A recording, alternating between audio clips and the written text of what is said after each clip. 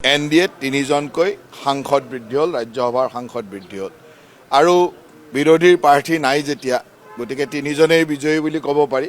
মই সকলোকে শুভেচ্ছা জনাইছোঁ আৰু অসমবাসী ৰাইজকো ধন্যবাদ জনাইছোঁ যে আমাৰ ওপৰত যি আশীৰ্বাদ ৰাখিছিল সেই আশীৰ্বাদ নিশ্চয়কৈ বিধানসভাৰ মজিয়াত থকা বিধায়কসকলেও বুজি পাইছে যে এতিয়া NDA ৰাষ্ট্ৰীয় গণতান্ত্ৰিক মৰ্চা অপ্ৰতিৰোধ্য আৰু সেইকাৰণে সকলোৱে অপ্ৰতিৰোধ্য গণতান্ত্ৰিক মৰ্চালৈ শুভেচ্ছা দিছে। NDA তিনিজনকৈ সাংসদ বৃদ্ধি হ'ল, ৰাজ্যসভাৰ সাংসদ বৃদ্ধি হ'ল আৰু বিৰোধীৰ প্ৰাৰ্থী নাই যেতিয়া, গতিকে তিনিজনেই বিজয়ী বুলি ক'ব পাৰি।